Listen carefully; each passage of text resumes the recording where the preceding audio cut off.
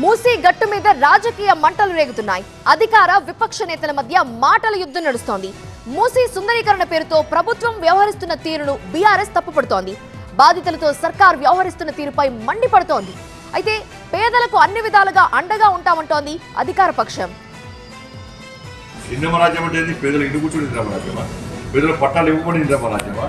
వారం రోజుల ముందు గృహప్రవేశం చేస్తే వారం రోజుల తర్వాత వచ్చి కూర్చేసారు. అందరు ఇప్పుడు ఉన్న వాళ్ళందరూ కష్టపడి ఏదో పుణ్యాలు చేసుకోవడం, ప్రైవేట్ చిన్న చిన్న ఉద్యోగాలు చేసుకోవడం, ఇంకా స్థిరపడదామని వచ్చిన తప్ప ఇవ్వరు.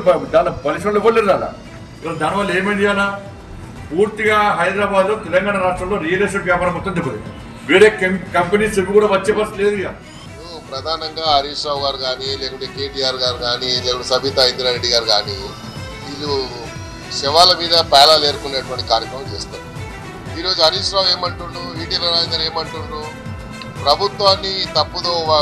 ప్రభుత్వాన్ని బదనాం చేయాలి, ప్రజల్ని తప్పుదో పట్టించాలి, ప్రజల్ని భయప్రాంతులకు గురి చేయాలి, మీ ఇంట్లో మొత్తం గులగొట్టేస్తారు అని.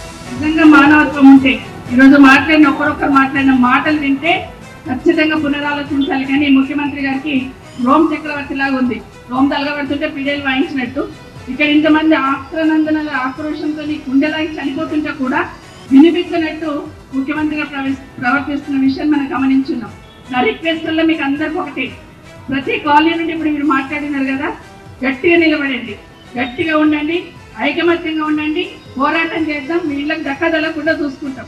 మళ్ళీ చెప్తా ఉన్నాం, మూసీ పేరు మీద ఫేజ్ 1 కింద ఎవరైతే మూసీ బెడ్ ఉందో, అంటే కాలువ కుడిగట్టు ఎడమగట్టు మీద ఆక్రమణకు గురి అయి ఉన్న నివాస స్థలాలలో ఉంటున్న వాళ్ళందరికీ ప్రత్యామ్నాయంగా డబుల్ బెడ్ ఇవ్వడంతో పాటుగా వాళ్ళందరికీ కన్వీన్స్ చేసి అవసరాలను తీర్చి ఆ ఇండ్లు ఖాళీ చేసే విధంగా ప్రభుత్వం వాళ్ళ దగ్గరికి పోయి ఇండ్లు అట్లా వస్తాయని మార్కింగ్ చేస్తున్నాం. ఎక్కడో ఒక ఇల్లు కూలగొట్టింది కానీ, బలవంతంగా బయటికి గెంటేసింది కానీ లేదు.